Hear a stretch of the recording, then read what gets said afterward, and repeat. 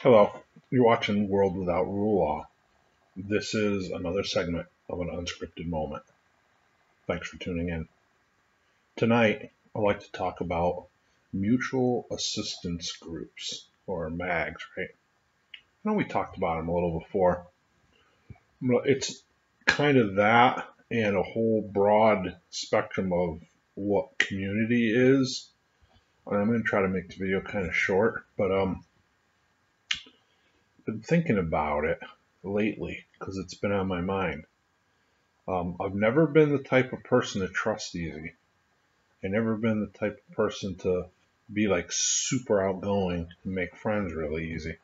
And to get a group of people that I, number one, trust, possibly with my life, because I might have to, right? Um, know well enough and are on the same page with the prepping and all that. Like, it's very difficult for me. I'm a little bit introverted, so that might be part of the reason. But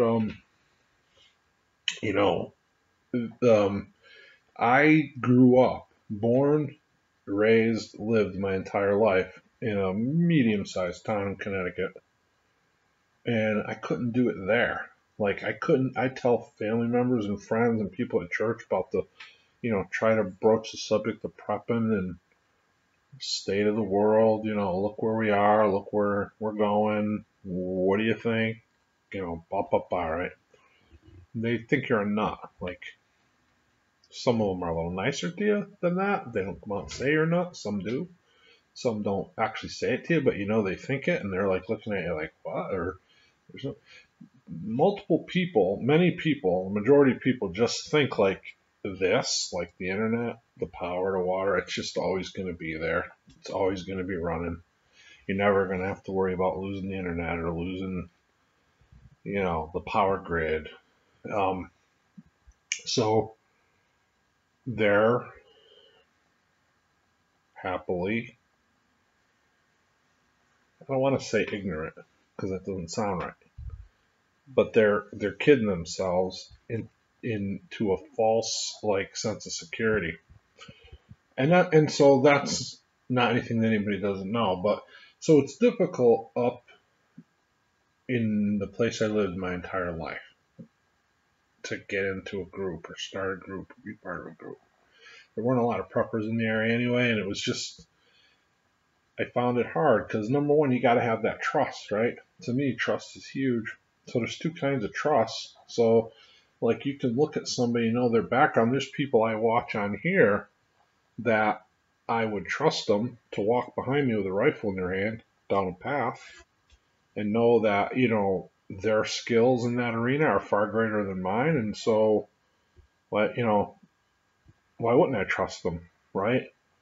Like, if I know them well enough to know they're not going to slice my throat in the middle of the night, then yeah, I trust them to be on my team, right? Whatever. Not that it's going to be my team, but I'll let them walk behind me in the, on a path in the woods with a loaded rifle and feel some security in the knowledge that, they got my back and if something happens, they're going to do what they got to do.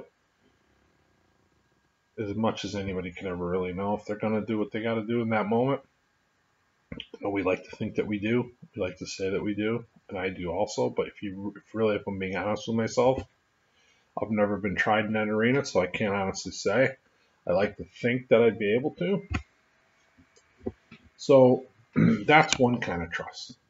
And the other kind of trust is someone to connect to, like on a deeper level, someone to trust with yourself. Like to tell someone, like your fears, your secrets, right? Like what you think and feel about things.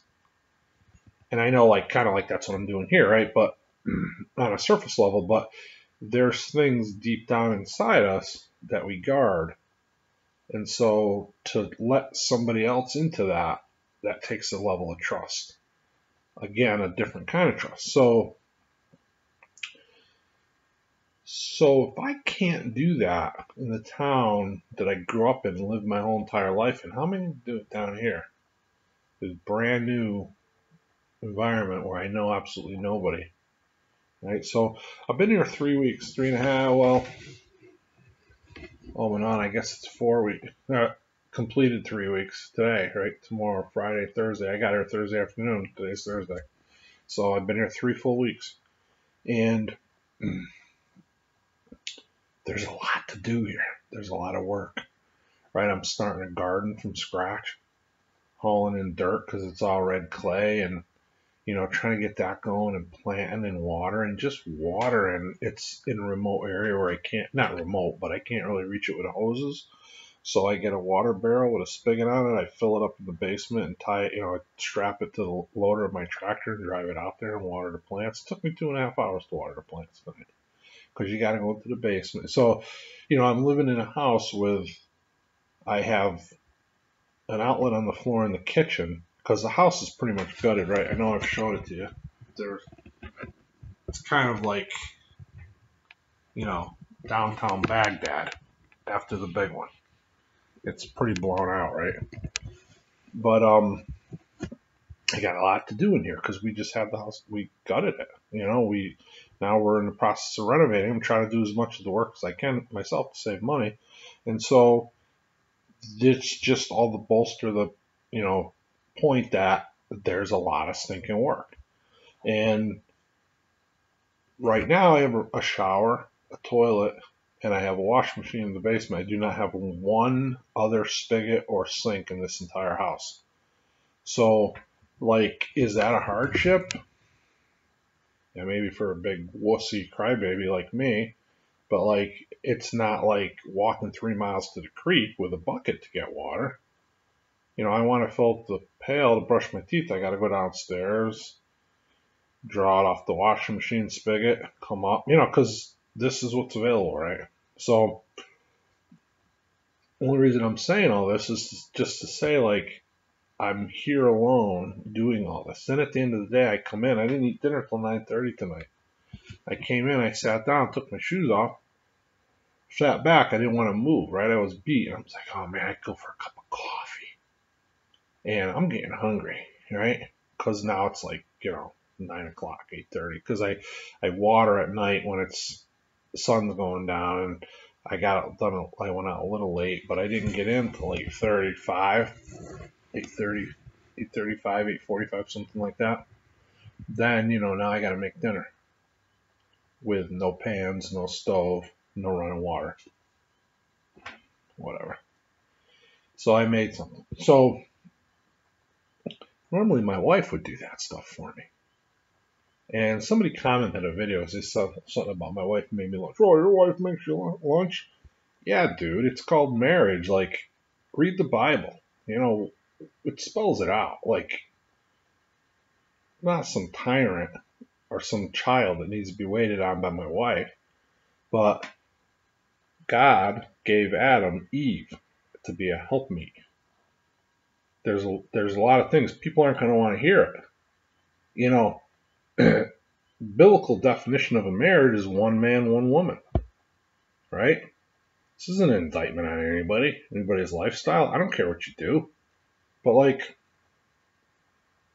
that's the way it's supposed to be in God's, according to God.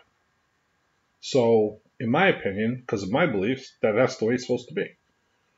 You can believe differently. That's okay. But my wife is that perfect. Not perfect. She's that biblical definition of a Proverbs 31 wife. She's the helpmeet, right? And she's a good one. And I miss her. I'm finding it difficult here without her. And so that's just that one little aspect of it. When she gets here, then I won't have to make my own dinner. I can come in and just eat after working outside all day. And I can just have my coffee because she just makes it for me. So whatever, if that makes me a big wussy crybaby, well, whatever, suck it up. I mean, hello, she's my wife, and I do things for her too. But outside of that is all the other work. And, in a situation, in a world where we have electricity and we have running water, and maybe the water situation isn't perfect here. The electrical situation isn't perfect. I got two cords running out of the basement and one cord on the floor in the what's going to be the kitchen.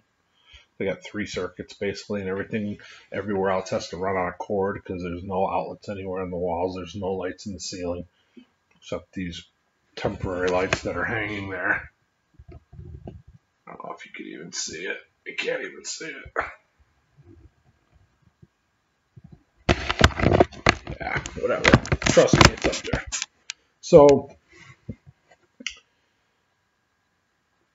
how much more harder is that going to be if we're in like a Teowaki situation, or even just a huge storm hit us and we lost power for 14 days? Like, I'm finding it difficult now because I got to go in the basement to get water. What happens when I got to walk a mile and a half down the road to the creek to get water with a bucket? And all the water I have to get is only my personal consumption and, washing my face, brushing my teeth, and, rinsing out the rag to do the paint with and stuff like that, right? It's a lot, believe me. You don't think of it till you need to get it somewhere else. But it's not, but I have a shower, right? So I'm not hauling the water to bathe or wash my hair. I don't have any hair. But that's all there, and I'm still finding it difficult. So in that Teowaki situation, now not only do you have to get the water that you need to brush your teeth and cook your food and wash your face and hands and whatever else you got to do, you also got to haul the water from the creek that you need to wash the dishes and bathe with, and so it's huge.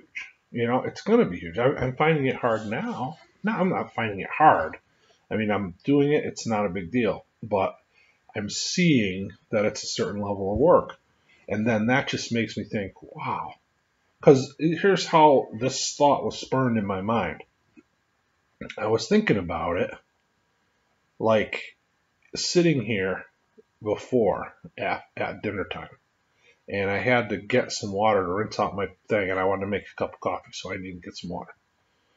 So I'm like, oh man, I gotta put my flip flops on. I gotta go down to the basement with my 1 gallon plastic container, get some water. Big hardship. Then I think to myself, well, what about if there was no water in the basement? No running water. Then what would I do? I'm complaining because of that, but yet I can walk in the other room and there's a shower that works. So what if I didn't have that? So to believe or to have an illusion that we're going to do all this by ourselves, or even me and my wife, in a situation like a Teowaki situation, it's going to be difficult. Then at the same time, I don't know anybody down here, and I'm not an extroverted person. I'm not an outgoing person generally. It's easy to be outgoing here because there's nobody in front of me. I'm just talking to a computer. But and I can talk to people that I know and, try to bring humor to the situation and intelligence and feeling and heart and everything else. But I can't do that with strangers. It's difficult for me. It's just the way that I am. And so starting that group or joining a group or even finding, I can't even, you can't even find a group really. I haven't looked around down here too much because I just got here, but in Connecticut it was very difficult. And then how do you find them? Right? If you're searching online, oh man, how do you weed through that nightmare? There's a lot of wackos out there. Back to the trust issue, right? So you got these nut jobs. That's not fair because I don't know. Maybe they're normal people. It just seems like they could be, right? And then there's some of them that are, and you can just click off and just weed off them right away. Like there's no way I'm getting involved with these people. Then there's other people that maybe, but they're cautious, and you're cautious too. And then it's just that whole process is difficult for me. But I know I got to do it, and I got to work on that. So that's my inner struggle, and I believe it's an important one. I believe it's one that has to be addressed, and I'm not quite sure how to do it. That's just my own thing, but But if you can do it, if you have a group, I try to talk to people at church. They don't. Up in Connecticut, it's like prepping just isn't a big thing. They just all think that everything's, the internet's always going to be there and all. Like you're a nut. If you're what? You're storing rice and beans in the buckets. You're nuts. It's like, okay, maybe I am. That's valid. I'll take their assessment. I disagree with it, but whatever. But where do these people come from in this group? Like, it's the ever elusive normal people group. I haven't been able to find it. And maybe I steered myself away from it by being overcautious. That's possible. Think about it. Think about how you're going to get around it, what you're going to do. Start doing it now. If you have plans to move, and that's another thing. Like, I did have two people that I worked with one was retired. We started to prep together. We were going to bug out or bug in together if needed, whatever. We kind of were a cohesive little group. It was just the three of us and our wives. So it was still not really a group. Well, that's a group, but it's a small one. So, well, I didn't want to live in the city anymore. I wanted to come here where there's nothing but rolling countryside and farmland all around. So guess what? The two guys that I built the group with, or started to build a group with, they're in Connecticut. So what do I feel, okay, number one, I feel isolated because I'm here by myself. So it's not only the workload, it's human interaction. Like I come in at night, there's nobody to talk to. I don't know anybody down here. That's going to change soon. I'm not worried about that. When my wife gets here, that'll be, everything will be fine. But her and I still need to have that support network. And not only have that support network, be that support network for other people. Because it's two-sided, right? I'm just not just looking for a group to like latch on to take care of me. I am capable. I have limitations, but I also have strengths. So does my wife. I think we could fit in, find a place to fit in, things to do in just about any group. But where are they? Where are the groups? How do you find them? How do you get in touch with them? How do you meet them? How do you trust them? Think about it. That's all. There's no answer. There's an answer probably. I don't have it. But I think it's important, so I think we need to think about it. And if we can, and this is what I haven't been able to do, is to get to the point where I can not think so much about it, but actually do it. Because, like, there's things like you can say that about a lot of things like gardening. I could talk about gardening for 10 years. Well, stop reading about it and talking about it and get out and do it, right? If you don't do it, if all they did was talk about gardening and never did it, that's on me because that's my failure. With the group, it's a little different because ultimately, I guess it's my failure, but there's no easy solution. It's not like talking about starting a garden and just getting up and walking out the door and putting your shovel in the ground. There's no clear path to the group, to finding a group, joining it. At least I haven't found it. But we're going a little long, and I didn't want to get this into a rant. I know I'm going in different directions. But the main point is think about who you are and what your limitations are, who you're with, your wife, your children, whatever. Combined, what you can do, what you would have to do in a situation. Just haul water. Don't even think about any of the other chores involved in survival. Don't think about non-stop firewood production to get through the next winter. Don't think about gardening and hunting and raising animals to eat because you need food. Don't think about any of that stuff. If it's you and your wife, or you and your wife and your 2 or 3 kids, just conquer water. Spend a day and don't use any water except the water that you haul out of the creek down the road. And then you'll have an idea. You know what? You don't even need to do that to have an idea. This is what spawned the awakening in me. Just get out of your chair and go into your basement with a bucket every time you need water. And see how much of a pain in the neck that is after 3 weeks.